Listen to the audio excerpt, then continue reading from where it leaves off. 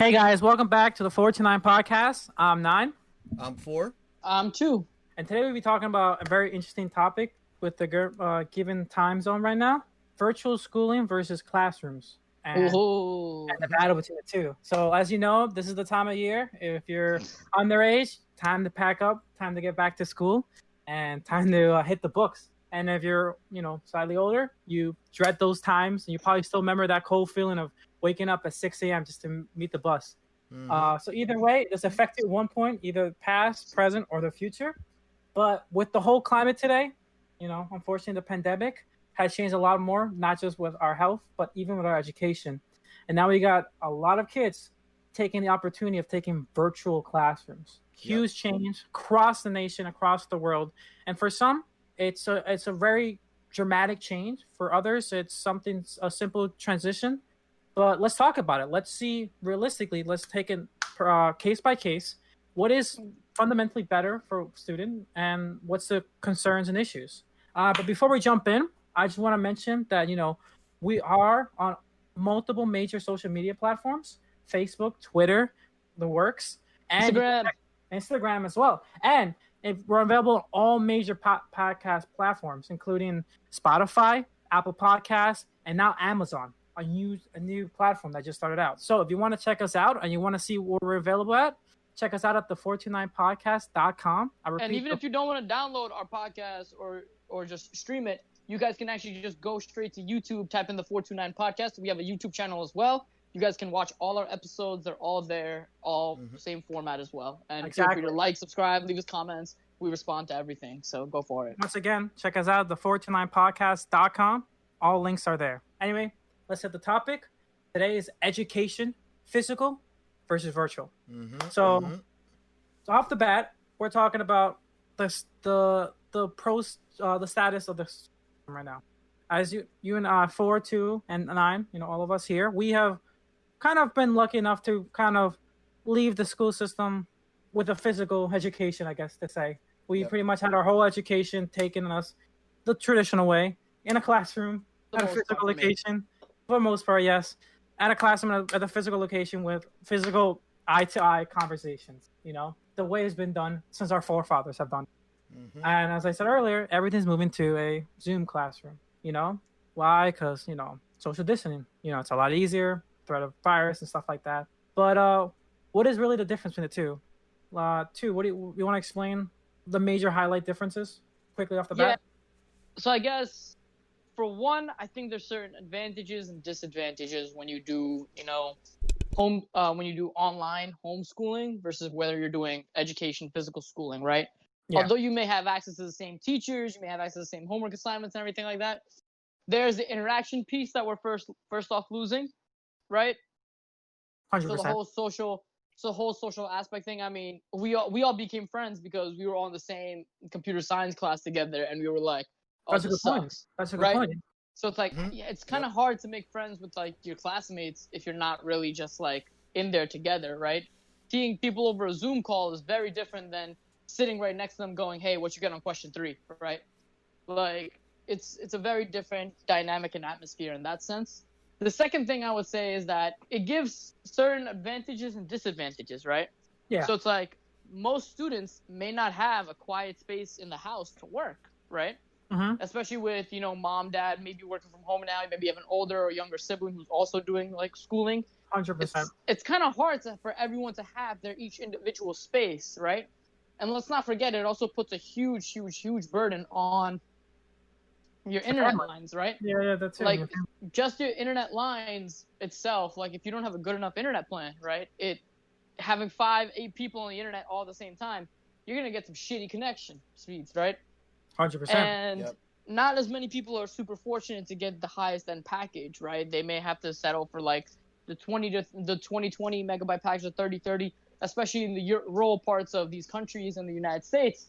It's very hard to even get just like, fiber optics, right? They're still on dial-up internet out there. So it really makes you just wonder how equal this footing will really be. And that's what worries me personally, because you can have a really, really talented student, right? But because of his circumstances and how he's stuck in, middle of like Arkansas in the United States, he may not have the same rural impact. He may not have the same advantages as a student who's maybe sitting in New York City, right? So it's like that I think will be unfortunate outcome of this. I understand why we are down this route for obvious reasons because of the whole, pandemic and just general precaution we are taking at this day and time. But I think this is definitely going to hamper and it's going to have a lot of ripple effects for the education system down the line. But Ford, let me toss it over to you. What do you think? I think you're totally right. A lot of your students, when it comes to more virtual learning, that are going to be kind of hindered by this are your students that don't have access to technology, high-speed internet, right? So this might be a lot of your socioeconomically struggling families or families in areas that may not actually have even those resources available to them, even if they can't afford them, right? Maybe they have all the money in the world, if the internet lines just aren't there, they're not getting that high-speed internet, regardless of how much they're going to pay for it, right? So these are problems that I think really should have been addressed sooner, right? I find that a lot of the school systems in the country really handled this very poorly, and I mean, it was about time to go back to school, and there was still no solid answer on what was going to happen. I mean, I feel like a lot of these issues should have been handled months ago, right? Schools have been closed since March in the United States. Why is it that, come August, they still were trying to figure out what to do, right? I mean, they had plenty of time. If they would have decided, hey, let's go ahead and turn school to virtual, right? Maybe they could have readjusted budgets, right? Instead of paying for transportation and, like electricity bills and food bills for students coming to school, right? Maybe transfer some of those fees. Maybe go ahead and make sure that students that don't have internet have internet. Make sure that students that don't have technology like laptops can have access to those things, right? I mean, there's so much extra money to go around when buildings are closed and you don't have all those extra expenses. I feel like if they really wanted to, they could have easily taken care of a lot of these issues. But, I mean, at the same time, I do see the point where a lot of people want to go back to school, right? Your actual education being at home, especially in the primary education system. Maybe college can be a little bit of an exception. But in the primary education system, a lot of it is social interactions. That is what a lot of your school experience is. It's learning how to interact with other people, learning how to interact with different types of people, right? It's a really, really good kind of experience and opportunity to just learn how to be a person and interact with others. So taking that away, especially from people now entering the school system for the first time, you're really young kids, I think that's going to have a really kind of negative impact on them down the line. So although I can see why they wanted to wait as long as possible to make some of these decisions, I do think that they should have handled some of these things sooner to make the transition smoother. Yeah, to your point, right? Like, you have some school systems. I was reading this the other day. If I find the article, I'll link it to you guys after this recording. But there was this one school system, this neighborhood school, that took all the neighborhood houses and set up their own mesh LAN network, right? Mm-hmm. Which is dope because now you have equal footing for all those students in the community who are attending the school, right? Yep. But like you said, right, in New York City, that's near to impossible, right? You have students commuting from all over the city. It's hard to do that. But, like, I see your point there. And these decisions, you're right, these were crucial decisions that should have been made earlier. And I guess for one reason or another, whether it was political or not political, or whether it was really just how the school systems wanted to go about it, how they wanted to portray it, right? They chose to make these decisions very, very late. At least I know in New York, didn't even make these decisions till mid-August, and school starts usually the beginning of September. Believe it or not, they delayed the school starting this week to next week. Yeah, they did. Just because they weren't ready, right? Yep. And another thing I remember, like, a lot of these schools have it depends on the school, of course, but a lot of these schools have very old, like legacy systems. Right, horrible systems. Horrible systems. We can attest to that for some of us, but they just can't transform like that quick, even with transferring budgets, because their budget isn't that big, even with the new allocations. Unfortunately, there was like that Florida student who literally DDoSed his high school. Right, he got arrested. Yeah. He got arrested, but to be fair, he pointed out a crucial vulnerability in their school network that I think they shouldn't have pointed out. And now there's actually discussions going around that the school system should actually be revamped by these private corporations such as Amazon and Google right, to actually build out their infrastructure and architecture for these school systems to actually make it a maintainable system. Yeah, and That's all. and this is a really good point, right? Because you got to take into account when you're going virtual with all of these different schooling systems, right? The infrastructure security as well as just the infrastructure capabilities, they really matter, right? I mean, you can't have hundreds and thousands of students on like the virtual infrastructure of the school, and then all of a sudden anyone with a laptop can come around and DDoS your school network, right? Now all of a sudden you're denying education to all of those students in your area, right? So if some random high school student can come along and decide he wants to DDoS the school and take down the whole system, right? Imagine what something like a nation state or organized crime groups could do, or someone with a little bit more experience and knowledge, right? I mean, I really do think EdTech security, right? Education technology security is a really big kind of point that not a lot of people really think about. And I mean, I know we've been to conferences and heard some really good talks on them, and I do think the private sector has some really good solutions that should be looked into more than they currently are for protecting the kind of integrity of your school systems. Speaking on top of that, there is one corporation recently that has made some push towards education. I don't know if you guys heard this, but T-Mobile has said they're going to be trying to offer free internet to a lot of the students who are in dire need. Yep. And I think that's a great push from T-Mobile. Yeah, to counter your point there, right? Another corporation that's doing that is Verizon. So Verizon's actually giving out like these FiOS hotspots to students in need, right? To actually give them a stable enough internet connection for them to work, right? Which I think is fantastic because these students really need it. And we already seen school systems already providing iPads or laptops or whatever the hell they have, right? To actually get the students acclimated and up to speed for like their transition to work transition to going to school from home. But I think the biggest piece that we're missing here, right, is I think from an educational perspective, I think the quality may or may not change. But something I definitely want to address, and I know this is really big in New York City school systems, not really sure how it is around the nation, but New York City school systems, it's the whole food perspective, right? Yeah. So hot meals that are provided to, lesser fortunate students makes up a big proponent of the lunch program that New York City schools run, right? Yeah. And it was really nice that during the pandemic, they still had schools running those programs. And like students can actually go and just pick up their food and go home with it, right? Which was really nice in the months of March through July. What I would love to see is the New York City Department of Education continuing this program, right? And continuously helping these students, because that's the other, advantage, disadvantage kind of thing. If you're from a more fortunate family, thankfully you don't have to worry about having food on your table, right? And going across this. But when you have students who come from these, less fortunate backgrounds, right?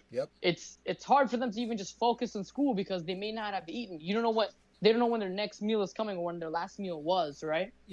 I see this as another big opportunity for companies to kind of step in and help, right? So I mean, we saw people like T-Mobile and Verizon are kind of helping giving out internet to underprivileged students. Of course. And that's great, right? I mean, these T-Mobile and Verizon are probably some of the companies that might have actually benefited most from the pandemic. As bad as it is, a lot of companies have actually benefit from the pandemic because, I mean, everyone's using internet right now more than they ever have, right? So, I mean, I'm sure I can only imagine the type of increase in sales that they've seen, right? Houses that have multiple people home now have to increase their service plans, right? Like offices ramping up their virtual infrastructure, right? Like, I mean, they're probably seeing larger than ever sales numbers. But, that being said, I mean, I feel like a really great opportunity would be for someone like Uber to step in or DoorDash to step in, right? And I mean, maybe to put some like credits towards students that don't have the ability to kind of, eat in the school district that need it.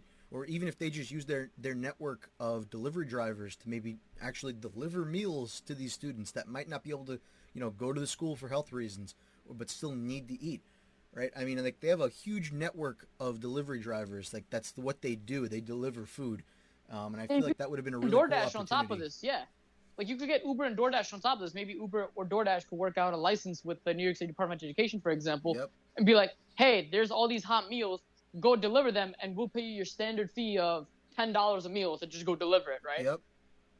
Like that would be really awesome to actually have done to help those students who are in more remote areas get access to food and get access to these basic necessities for them to do well in school, right? And, everybody wins there, right? You've got delivery drivers who otherwise might not have had the work. You've got students now getting to stay home, getting to be safe, still getting the food, right? The school district still gets to spend their budget so they can keep it for next year, right? Like everybody wins.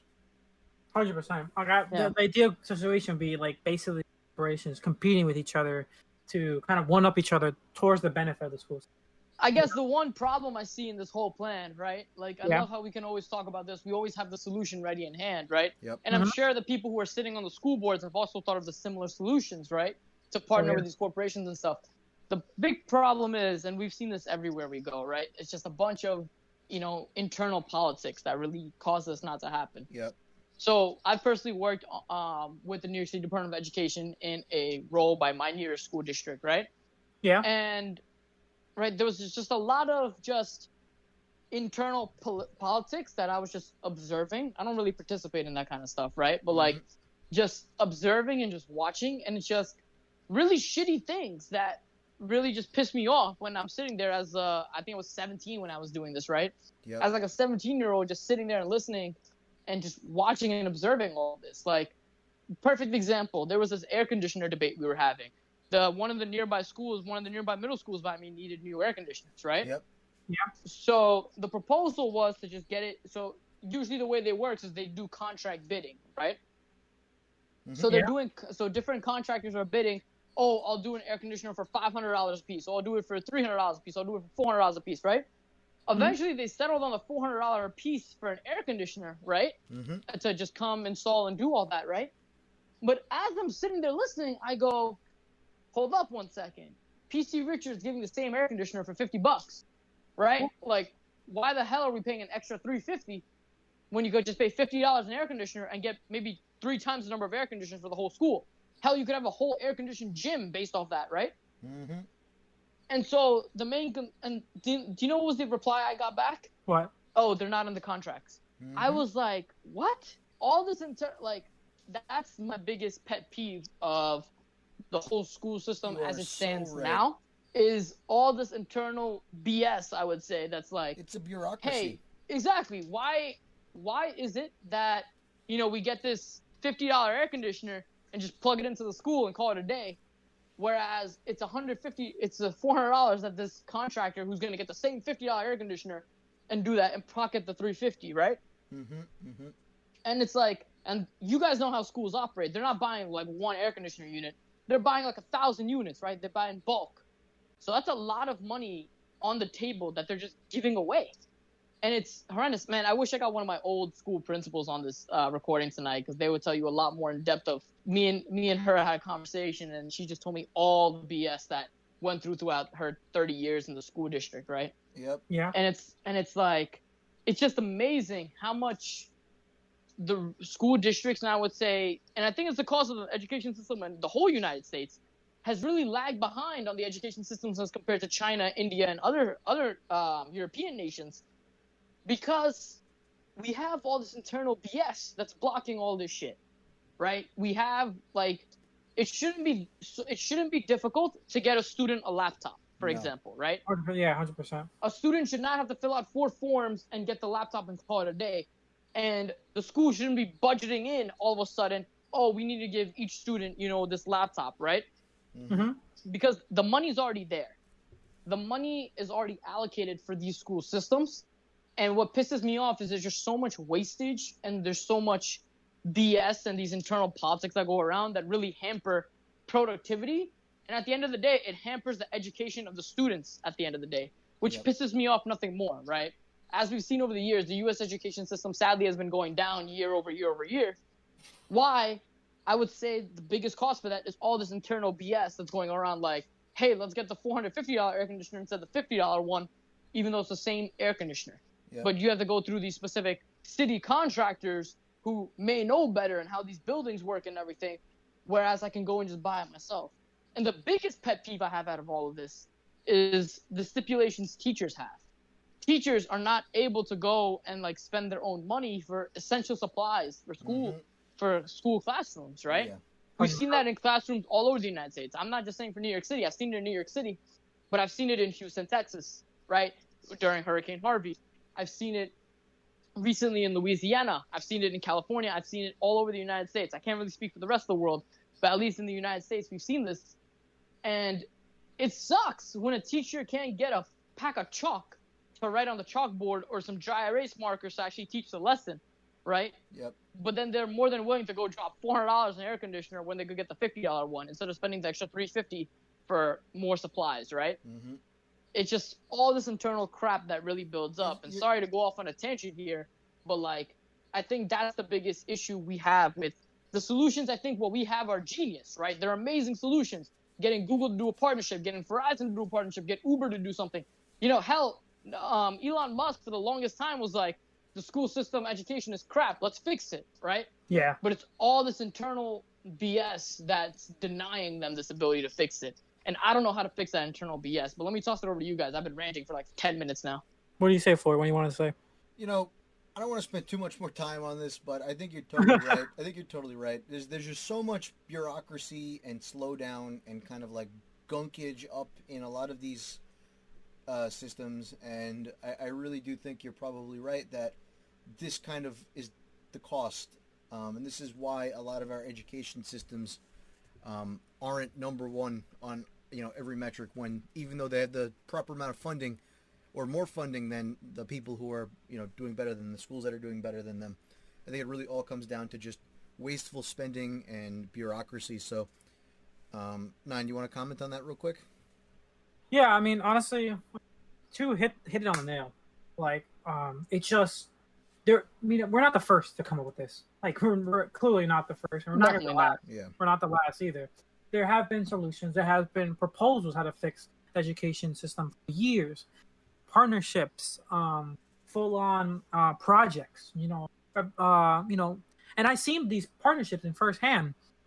Especially in my school, I could talk at least in my local district. They have partnerships with Apple, provides iPads and other technologies to help students, and it's done a great service in some aspects for some students. But that's just one of the billion of partnerships that actually went through, and the other ones fell apart, like because of the internal bureaucracy and the what's it called? He said, she said issues that go on all the time behind closed. So true. And it's just something we can't fix. It's not something you and I can't fix. It's something that one person cannot. I think there is one way to maybe kind of help with this. You really just need to get a superintendent or someone high up in the school system to just go along with it, right? You just need some superintendent to say, listen, you know what? You can order stuff on Amazon now. Go ahead. Like, unless someone's going to stop you, like, just do it. And you just need the okay from somebody with the authority to actually, like, make stuff happen. Just give the okay and let it happen. So then let me tell you this from my perspective, right? I was sitting at this table with the superintendent on my right and the principal on the left. I was sitting right in the middle, right? Yep. Yeah. And as we discussed this, we brought it up. The superintendent's all for it. The principal is all for it. Everyone's for this idea, right? Even the parents are for this idea. So just do it. Do it. Let go. Yeah, Here's the problem, though. What? The superintendent's boss, the chancellor of schools, can't go with it. Why? Because there's policies written on that front. There's policies written from the chancellor's office in New York City that don't allow this to happen. There's policies written from the mayor of New York City to not allow this to happen. And moreover, if they do go around these routes, the other issue it causes is that there's problems at the federal level, and that New York City Department of Education can lose federal dollars actually going through these routes. And that's why they have to go through these city contracting routes and shit. So you go from the top and then work down. So you got to go to, I guess, the education secretary in the United States now, who's Betsy DeVos, right? And you have to go from her and work all the way down. I still believe best way to do it is to just do it and make them stop you. If they want to try to take funding, let them try and take it. Bring them to court. That's it. Just let it play out. It's never going to change if you don't make it change. So I mean, someone needs to just shut up and do it. Just do it. But the problem is, even the teachers, and bless these teachers' souls, right? Even these teachers who are going and making this change and doing it, right? What's happening? They're getting fired, right? They're leaving the school districts, right? And they're going to school districts out on Long Island, right? More towards you guys because there's a little more flexibility there. Or they're going towards school districts that are outside of New York, maybe towards upstate New York that are more smaller, and handling it there, right? It needs to be a whole change. That's why I said if you have someone trusted at the top, a superintendent, and he says yes and just gives everyone below him the okay, maybe he'll take the fall for it, maybe he won't. But I mean, when you let it happen and let that beast loose, I mean, it's like lightning in a bottle. There's no capturing it once it gets out. It's so hard. But anyway, yeah. 9. What else we have on the list regarding education versus in the physical and virtual sense? So we kind of talked about, to top it off to our viewers, we kind of talked about the differences and stuff like that, and what is really virtual and what is classroom. That was pretty self-explanatory. But let's talk about the advantages of both. Now, we have the two choices in front of us, right? Unfortunately, let's just say these are the two choices we have right now, because they are, right? Mm-hmm. And in my case, actually, my brother, right, he actually had a choice. I'm not sure every student in America had this choice, but he actually had a choice, either virtual or classroom, right? So a lot of students and a lot of parents, especially, are going to be facing this choice or have faced this choice. And I think it's a good idea for them listening. What exactly are the cons and the pros for each choice? So let's go off with, let's go off with the one we know, classrooms, right? Mm-hmm. So you want to list off some? What do you think? Quick advantages of classroom setting. Yeah, classroom, obvious advantages, the whole social atmosphere, right? The whole goofing off atmosphere, right? It's a change of pace when you're outside the home. It lets you maintain more of a routine schedule than it would if you would be virtual. It also lets you be, I guess, more presentable and teaches you other social skills and life skills in general. Like, you were saying you had to take the 6 a.m. bus, right? So God help you in that regard, because I don't know how you did that. But like taking the 6 a.m. bus as a 4th or 5th grader, right? It's like, all right, it starts to instill like responsibility and, just responsibility, some independence in you to actually get up in the morning, get ready, pack all your stuff and get ready for school and 100%. eat breakfast, right? 100%. Whereas in the virtual sense, you don't have that advantage right now to do all that. I mean, you could still be like disciplined about it, but there's no consequences if you're not, right? Not there, yeah, 100%. Whereas in the classroom sense, like if I wasn't disciplined about it, I just missed the bus, I'm gonna be late to school, right? In the virtual sense, it's like, shit, I didn't get up and brush my teeth. I'll brush it after my 4th class or something, right? Nothing's more terrifying when you're a kid and you miss the bus and the walk of shame going back to your house and being like, and someone dropped me to school. I missed the bus. Oh, you're going in your head while you walk. Or in my case, I used to take public transport, the MTA buses, right? Oh, really? Oh man, the amount of times if you don't get the early bus, the other buses that are just so packed and they just skip the stop. Man, I just walked to school one day and I was like, I missed the first 4 periods. I was like, they just skipped you. They just skipped me. I couldn't do anything. I gotta get up earlier. So it's like, do a Spider-Man style. Just grab onto the side and then just fucking.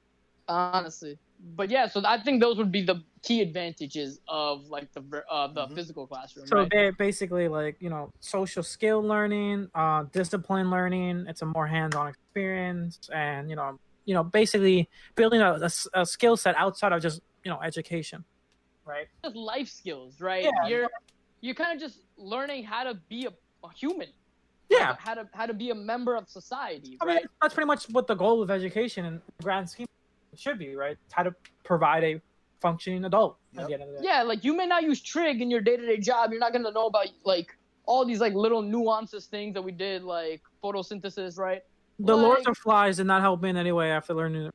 I didn't even read that book, right? But like, you see all this stuff and everything. Like, yes, it may develop into your hobbies or some passions outside, right? Yeah. Like, I still love Greek mythology ever since I took that class in high school, right? Mm-hmm. Or careers. 100%. Like, trig is helpful for me personally, but like, it's different, right? These are just life skills. All those education skills, to be honest with you, you got Google. You could go read up on it and pick it up. It's not really a big deal. But like these life skills are something that Google can't teach you. Google can't teach you, how to discipline yourself to wake up in the morning and catch the bus. Google can't. I mean, there's some WikiHows. Yeah, but Google can't give you that feeling of the walk of shame to your dad. Yeah. That's a one in a lifetime experience that I've done multiple times, unfortunately. So it's all these little things that it's the human nature and the human experience that I think you're really losing touch with here. Which is kind of sad in a sense, right? Yep. Because school is more than just the classes you go to.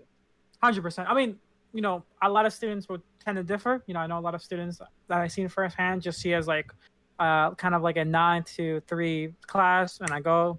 But I would hope that if any students out there listening, please like take that extra step to really expand your skill set, socially or education-wise. Look, I hated high school. I went to school in the morning. I came back at night. I was like, I called it a day. I was like, F it, I'm not doing shit, right? Yeah. But it's like at the same time, I still had my group of friends. I still had my group of nerds, right? I did like research competitions and stuff. I still had my group of researchers and business folks and DECA and all these guys, right? And like, I had like my little small nerd community, right? Yeah. Right. So even though I just dipped and went home, still like Friday night, I was still hanging out with a bunch of buddies, right? You met in school. Yeah, exactly. So, but I think you lose that touch now with this whole virtual setting. But there are advantages to virtual. I can go and rattle off about that. We'll go on that a little bit later. What do you want to add based on what Tu said? No, I mean, I'm pretty much in the same boat as you. You know, like I said before, you just get so many like social interaction experiences when you go into the public school system or any school system for that matter. You know, just being in person with other people. Like, you're totally right. You actually have to talk to people. Wow, right? Like, you know, we haven't talked to people in months at this point. That's new. It's you know, revitalizing to talk to people, right? Plus, like you said, you get all those added like responsibilities, right? Like, you got to get up, you got to go to class, you got to go to soccer practice, time for the bus, right? Oh yeah. Oh, you got to remember. Oh, I have a club after school today. Oh, I have practice after school today. All right, you know, I got to take the late bus home because you know I'm doing X, Y, or Z or whatever, right? Like, you know, can't forget my instrument for the fifth time. These are all different responsibilities you have that don't exist when you're in a virtual environment. And I mean, they are really good things to learn, right? Because I mean, you go to the workplace and what happens, right? You got to be up on time for work. You got to, you know, make sure you have enough time for commute. You got to account for traffic. You got to remember your meetings, right? Like, there's a whole ton of stuff that you have to be able to do. And then plus you have to interact with people, right? So it all helps. And these are really big things that being at school in person helps with. Plus, like you said, there are other issues as well. You know, like we already touched on, like the food and the internet and other aspects that are really helpful for being in person. So, yeah, like one thing I wanted to bring up real quick that Tu mentioned in our past talk right now was the social program offer. Yes, some of them, you know, specifically New York, are extending these programs through virtual and through the pandemic, right? But I guarantee there are some programs that unfortunately did get cut that a lot of students rely on. Like sports. Like sports. That's a big one. A lot of, you know, I may not have been one of that student, but I know a lot of students that actually look forward to sports, believe it or not. And they actually, you know, had huge enjoyment of not only improving themselves, but they got to talk to their friends, their teams, and make huge connections. Another one is like music. You know, I know a lot of friends that were huge into music and didn't just see music as, you know, like another responsibility, but they saw it as an expression of themselves or even a gateway to a new career. Talked about earlier. You can't really do that, and especially in musical education and stuff like that. Sure, you can do virtual, but it's not the same on hands-on, one-on-one. And I think that's another thing I also want to lead on. Is like, like I'll give you an example. I took like an entrepreneurship computer science type like class, right, in high school, right? Yeah. That's really been like the proponent of like what I do now. But it's like if I took that class virtually, I kind of wouldn't have learned anything. It's kind of different when like I need to like watch the like senior developer. I guess you could call him a senior developer at the time, right? Yeah. Watch this senior developer just really start programming. I'm literally watching his screen and everything, and watching how he moves with the keys. You know, how he you know, searches up Google, how he does all this stuff, right? Yeah. It's very different watching it in person than if I'm watching on a virtual screen, because there's no way in hell I'm going to watch on the virtual screen or even understand what's going on, right? Yep. It's you get to actually see, you know, body language and feelings and everything that you don't get to see when someone's just controlling your screen and going, okay, so I went here, I did this, I clicked that, I clicked this. Yeah, right? it's a different experience. I know too. I think mentioned earlier that, you know, the quality for education could be the same, but I like to differ. I like to say I think in some aspects, some subjects, it is affected quality of education, and I think in some subjects could be, I guess, math or, you know, physical or instrumental. I think if you don't have those hands-on experiences, those actual physical involvements, and you do it virtually, I think you dramatically decrease the quality of education that you're getting. I just don't think it's the same for many of the lessons you can do. And honestly, I attribute to that through some of the experience I had virtually compared to physics. You know, it's just not the same, at least from my point of view. You know, I You don't know. know, You guys may have a different opinion on that. I do think that virtual learning does have its place, though, right? Now, you guys I do know, think it has a place. you guys know, I loved to take online classes in college. I loved it. I do know that of you. I didn't like to commute. I liked to be able to sit at home, wake up, do things when I wanted to do them. I learned everything on my own, right? Like, I like to To be be fair, I like to self learn. to be fair, one of our degrees, was really it had to be virtual, right? Just because we had so many other obligations, at least on my end, I had so many other obligations that I just couldn't physically be present on campus and physically be present everywhere else I needed to be at the same time. Since you love online classes so much, why don't you hit us off with some of the advantages that you think personally from your experience from online virtual classes? Okay, all right. So like I said, right? Mhm. One, there's no commute, right? There's no 30 minutes, 45 minutes with traffic one way, maybe between an hour, 2 hours of commuting every day to school, at least in college. 100%.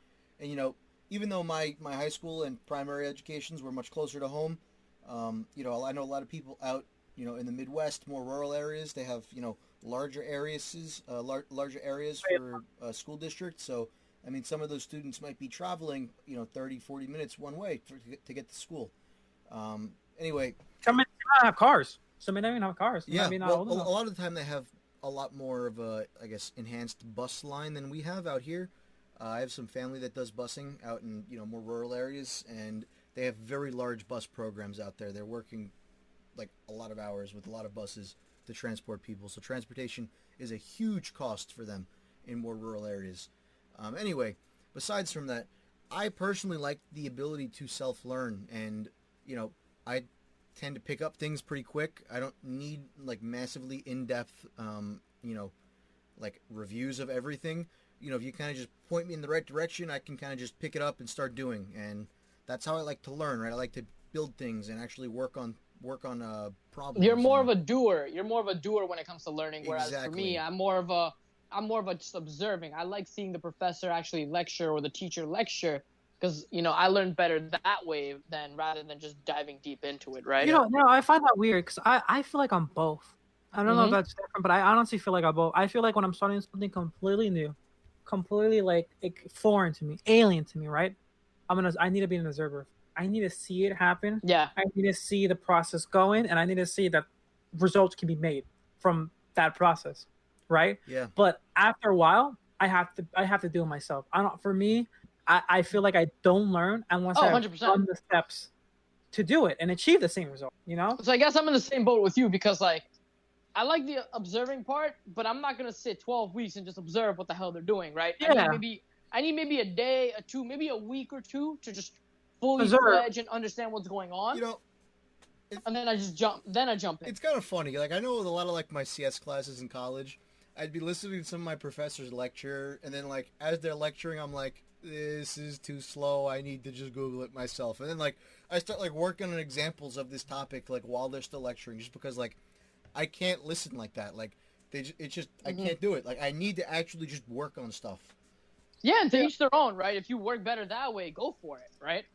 It's funny you say that, because I know many examples from our time together in the education system where a lot of the times you have questions to me, the answer was provided from the instructor who gave the same example in class.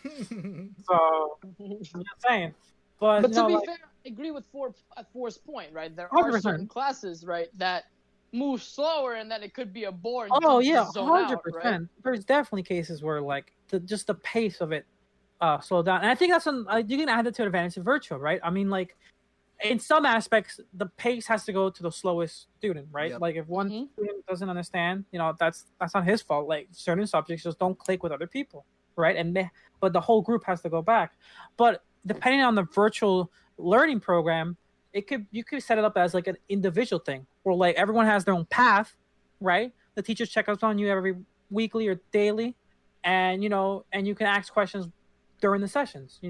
One student may be bursting through, and the other student might be slowing down and needs more hands-on time with the teacher, and that's fair. Mm-hmm. That's a huge advantage of virtual, because you get to give each student their own dedicated time, right? Yep. If you have a really smart student who's just killing it, don't slow them down and lag them behind. Like how you may have traditionally done in the physical classroom. give them more work. Be like, yo, here's next to like 3 weeks of work. Go do Not it. even Right? not even give them more work. Let them even help the other students. Enforce the learning you just taught. They just learn, and 'cause I always say, like, the number one rule I always say: if you could teach someone else what you just learned, you 100%. Yeah, that's a good That's point. pretty much the. That's I the. think That's, Einstein said that back in the day. Not I in had- those words, but something similar. he probably said it in old English, but Yeah. but that's pretty much the rule I always follow through, and that's pretty much the rule that for me has stuck true throughout all my years. This is why I was always open to tutoring, and I was always open to do what's it called, helping others, my fellow students, because not only did I feel good helping other people, but it was basically a reinforced studying. Like I even hosted study sessions for finals. And a lot of people helped. They said, "Oh, you're so helpful for doing this. Oh, thank you for helping me out." I know everyone was always like, "So thank you." I'm like, I'm just doing it for the paycheck. I'm doing it. I wasn't doing it for the paycheck. It wasn't even a job for me. I was literally like doing a study session for a class that I was taking, and I was hosting my own study session for the final that I was about to take. But I did it because I enjoyed. It was a reinforcement to me. If I can teach people and even answer their questions, which I got a lot of, then that clearly shown that I have learned the material. Yeah. And I think virtual is also good in the sense that if you have other obligations, for example, a job, right? For example, you run your own business, right? Maybe you're recording a podcast on the side, right? Who's doing that? Right? Yeah, I don't know. What idiot would do that, right? No idea. I can tell you. But, like, you have that advantage of, because of, like, you know, Forrest said, no commute, none of this, like, outer worrying about, like, all these external dependencies. You add time to your day. You could really just sit down and do more things. Maybe you want to pick up on a book that you bought like a week ago that you want to just like read up on or something, right? Or study some obscure topic that you may be interested in, like what happened in the year 1895, right?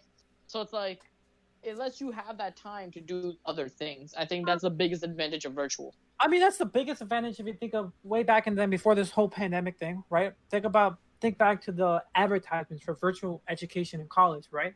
What was the biggest advantage they kept throwing at people who were like thinking about it? The flexibility. 100%. I think just pop in any commercial for any online education. But number one thing they kept saying was, you can work and still get your degree. You can take care of your kids and still get a degree. Yep. You can create a podcast and still get a degree. Like there's the virtual learning, as we saw, has given kids to do the flexibility. The problem, I think, is the age group. I always think brought back, right? Mm-hmm. They have to have discipline to actually do your remaining time that you save to do something productive. Yes. I've seen it firsthand with my little brother who's doing this right now. This boy wakes up. He wakes me up at 8 a.m. Right? I'm trying to sleep through because I want my extra 10 minutes so I can. So 10 minutes is a lot. It's a lot when you start working. And he's bugging me for that 10 minutes, and I'm like, I go downstairs. I'm ready by 8:30. He's having his meeting for the first hour from 8 to 9, and then I have another one from 8:30 to 9 to 9:30. Right? I get up 11 around that time because just had 3 meetings. Kind of tired. Want to get water. What do I see this kid doing? Playing Fortnite. I'm like, don't you have school? Yeah, 2-hour break. That's what he does for 2 hours. So he has the 2 meetings. They basically just talk, and then they 2 hour they just talk, play Fortnite. Yeah. And that's the problem. Like, and it's not his fault. He's a kid, right? Like, let's be honest. If one of us was in that situation, we're playing Modern Warfare 2. Oh, of course. During 100%. Every day of the week. Every day, man. Like, I'll be honest. I would do my homework first. All right, I would do my homework. What if you didn't get the homework yet? Then I'm playing Modern Warfare 2. Exactly. This is midday. He hasn't got the homework yet, mostly. He still has afternoon meetings he has to go to. That's probably when he gets his like big homeworks, like math and stuff like that. But like, if you're waiting for a class or just you're feeling bored, you're gonna play, and that's no fault to him at all. He's a kid. Fortnite's right there, and this goes to, I guess, the disadvantages of virtual. It's so easy to get distracted. It's super easy. There are advantages to virtual, like more sleeping.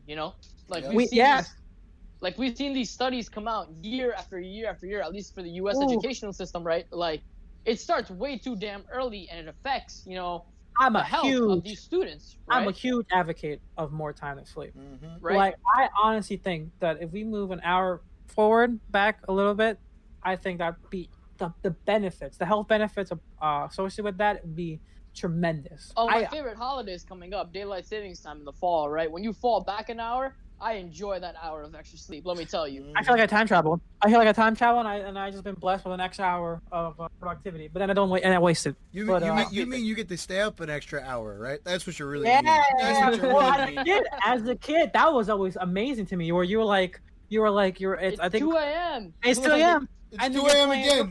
I'm playing Halo. It's 2 a.m. again. Yeah, you said I go to sleep at 3 a.m. I get an extra hour. Dude, you don't know how many times that excuse actually works. And he's like, damn, it is 2 a.m. still. Now that bites you in the ass in the spring, right? Where it's like it's 2 a.m. and then all of a sudden you play one game, now it's 4 a.m. But like, all good. Like, yeah, but like again, it's the balance the two, right? Like, virtual, I think you can get easily distracted, right? And of course, that's different within the age groups. Like, I would hope a college-educated student, right, at that level, wouldn't be so easily distracted. But no, I mean, they will. They will. Like, But if he has a job, which some people do at the time, that's a really good advantage for virtual, right? He actually can still get his education and get the essential cash he needs to live, or he's a parent who they'll watch over the kids. Like any of these things, if I say the flexibility alone is an advantage of virtual learning. But let's take the next 5 minutes, right? Let's talk about virtual colleges for a second, right? Yeah. A lot of people, I've seen a lot of these articles, I'm sure you guys have seen it too. These students are pissed, right? Because the tuitions are the same, right? But they're not getting what they call, quote unquote, the college experience, right? Now, this is something us three realized a while ago. What we're really paying for is, I'm not paying so I can play ping pong on the second floor of the library, right? I'm paying to get my degree at the end of the day, right? Oh, that was a good experience, though. Yeah, it was. But like, the point is, a lot of students now are kind of realizing that, oh shit, am I really just paying like 80 grand a year for like just this piece of paper that says I got a bachelor's? Yep. Right? Hell yeah, buddy. Yeah, That's you are. Like, here's a newsflash. Yeah, you are, right? Because you were paying for all of that other stuff, right? At some point, and I think colleges should take those fees away now that you're virtual, right? Mm-hmm. I'm definitely a big proponent of that. But the tuition that's 25, 30, 40, 50 grand, no matter what school you go to, yeah, bro, that's just for the piece of paper you get at the end of 4 years. Yep. So it's like, I hope students get that realization now. And I think you may see a big change in college tuition prices down the line if, depending on how, rebelling these students are. Because we also hit an all-time high of students taking a gap year, of taking a gap break, of not going to school because of this whole virtual atmosphere. Not even a gap break. I see a huge influx of students actually taking an alternative learning programs, sort of like an online program, right? They take the gap year, but they do an online program where they, collect credits that they can use back in the degree, and it's cheaper than going through their standard tuition of college. Which is smart. Mm-hmm. Which is a smart move, right? If you have the ability to do so, and get those general education requirements out of the way. Yeah. But I mean, to their point, right? Even though we're kind of unanimous on the idea that a tuition is for the education, I do kind of feel bad that a lot of students won't get that college experience. Not enough for me to feel bad that they're still paying that much money. I mean, you should know what you're getting yourself into, right? But it is a disdaunting thought that like a lot of kids, a lot of students, we don't know how long this pandemic might go. This could be another year easily, and they lose another year of the college life. And I'm not just talking about like partying and stuff like that, but I'm talking about like actual making connections, like network, and they lose what could be a year of a valuable time of their life. You don't know that year they could have made that one connection with that friend that could have banded their whole rest of their life.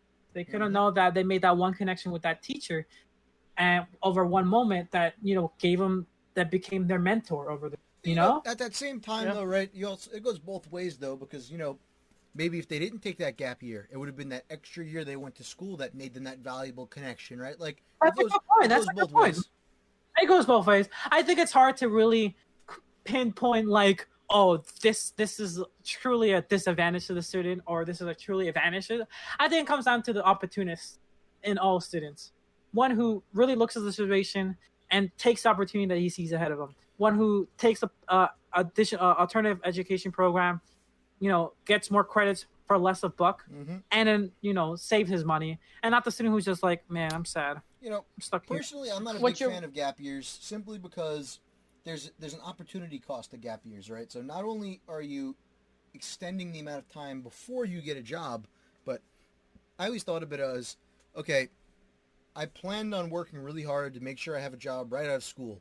I'm anticipating making X dollars at that job out of school, and if I extend my graduation any further, that's time that I'm not getting paid that salary, and my student loans are still ticking up in interest, right? So I'm looking at it even further. I'm looking at it from a pure financial standpoint, right? Think of it just the economy itself, like inflation, right? That 1 year or even a half a semester, tuitions can go up. It could, right? As we know, tuitions go up at an incredible rate every year.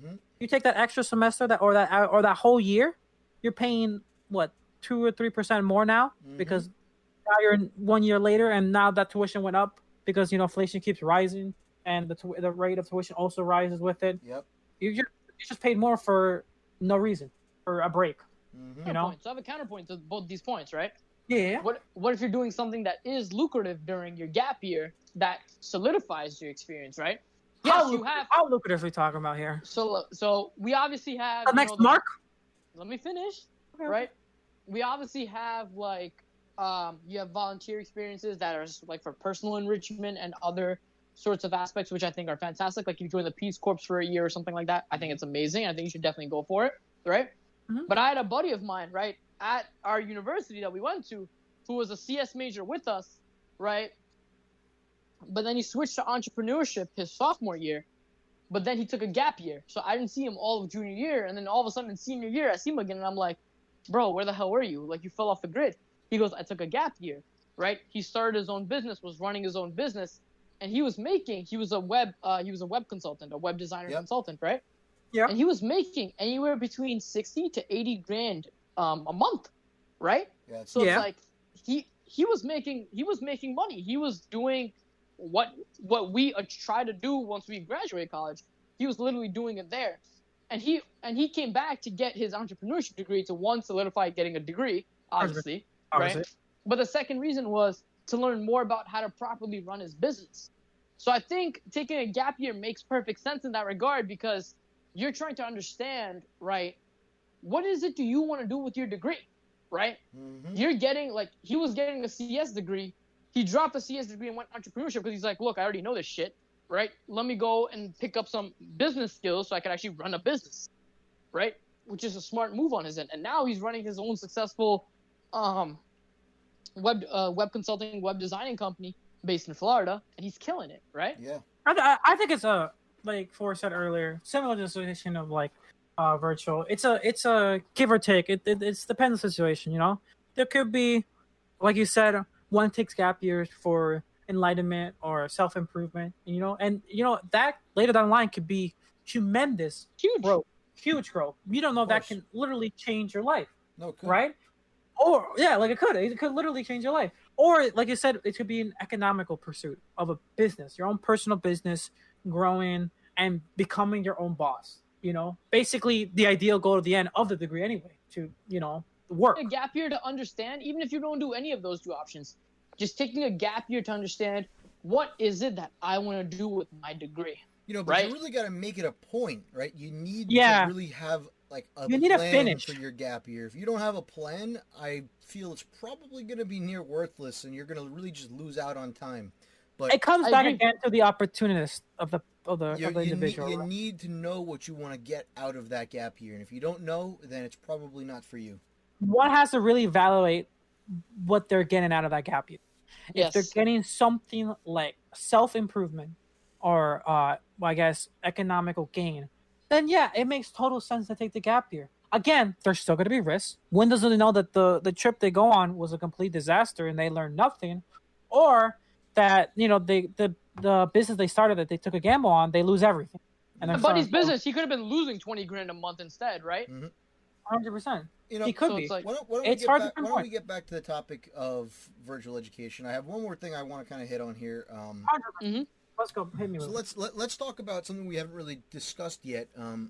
typically up till now we've been discussing virtual education for your average student, right? But some Yeah. of the students that will be most greatly impacted by this will be your special needs students, right? Yes. So Yes. how do you kind of account for the needs of special needs students while also accounting for kind of the health benefits and the financial benefits of either going to the classroom or home from the classroom? And then you've also got to keep in mind the health to those teachers, right? Typically, teachers can be a little bit older. Some of them are up in their 50s or 60s if they're nearing retirement. A lot of them can still be young, but a lot of them are older. And typically, they are kind of up close and personal with a lot of your special needs students, right? They have a much closer relationship with them.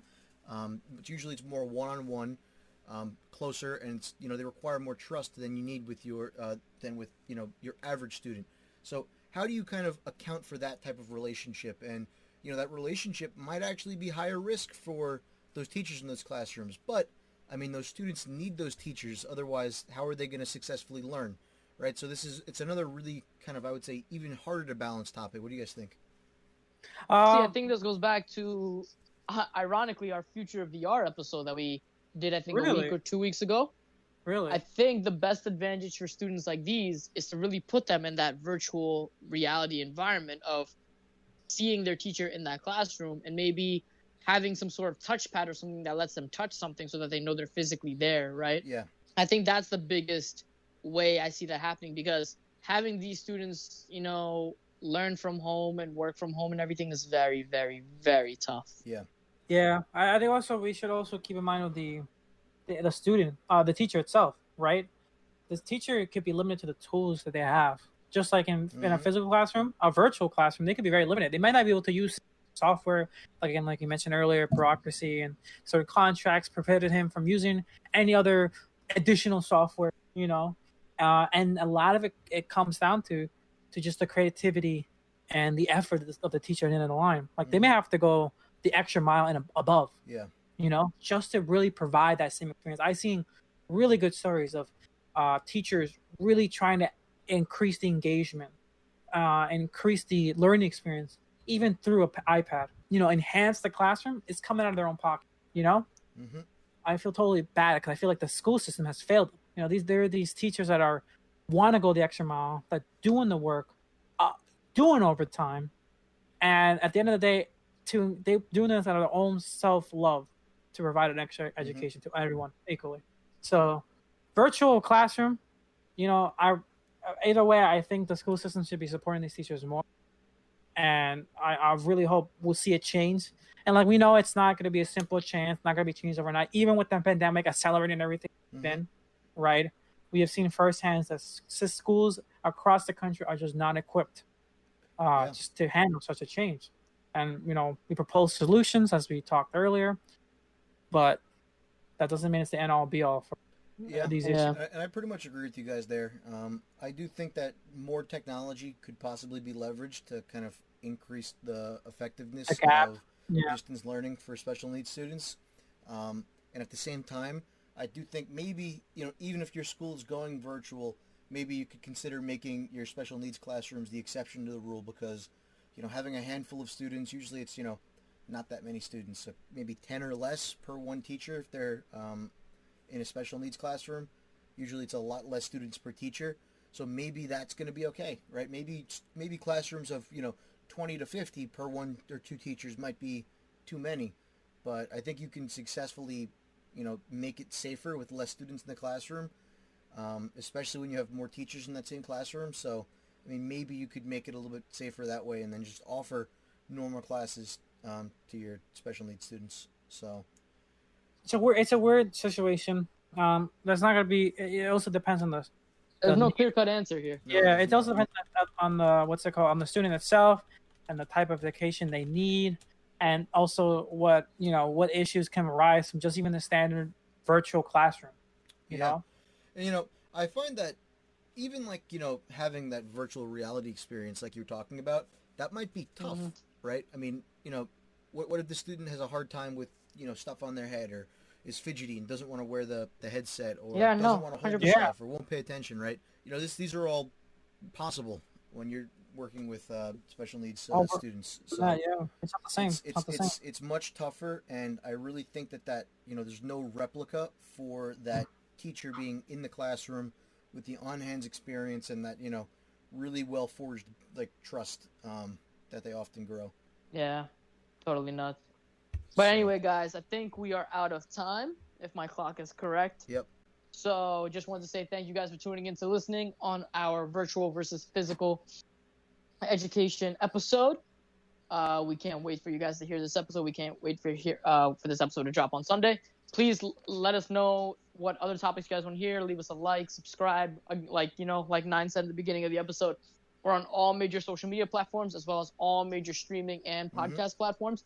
So look us up. Go to the429podcast.com and just let us know what you want to see from us. Right? We're excited to hear from you, and stay in touch and follow our social medias because we have a couple interesting competitions coming up soon, which we would love for you guys to be a part of, right? Yep. But anyway, guys, this has been the 429 podcast. I'm 2.